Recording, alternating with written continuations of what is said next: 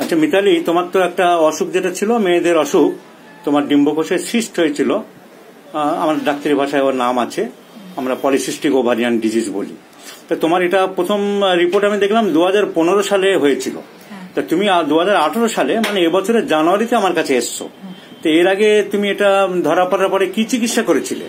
আমি অ্যালোপ্যাথিক অনেক gynae doctor দেখিয়েছিলাম। অ্যালোপ্যাথিক অনেক গাইনো ডাক্তার দেখিয়েছিলে, ওরা ওষুধপত্র দিয়েছিল। হ্যাঁ। তো যখন কমছিল না 3 বছর ধরে, তারপর লাস্টে কি বললো? বললে অপারেশন করতে হবে। তুমি অপারেশনে রাজি ছিলে না। তারপরে খোঁজ পেলে তোমার বাবা খোঁজ পেয়ে এখানে আনলো। আমি তোমাকে 2018 জানুয়ারিতে প্রথম দেখেছি, একথা ঠিক? 5 বার 6 বার এই ওষুধ দিয়েছি। আমি তো 1.5 মাস পর আসি, এখন ধরো 11 মাস হলো, কিন্তু ওষুধ দিয়েছি 5 বার কি 6 বার। তা তুমি এবার আমি পরীক্ষা করতে বলেছিলাম, রিপোর্ট বলছে একদম নর্মাল। তুমি নিজেও দেখলে, আমিও দেখলাম। তুমি খুশি হয়েছো? খুব খুশি।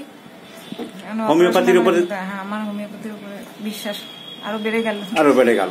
এবং হোমিওপ্যাথিতে যে এই ধরনের কেস সারে, অ্যালোপ্যাথি ডাক্তারেরা অপারেশন করতে পারলে ওরা মানতেও চায় না। তুমি নিজের চোখে দেখলে, আরো 10 জনকে বলবে, 10 জনে জানুক হোমিওপ্যাথির এটা একটা সাফল্য। তোমারও আস্তে আস্তে ভালো লেগেছে। তোমাকে সহযোগিতা করার জন্য ধন্যবাদ জানাই।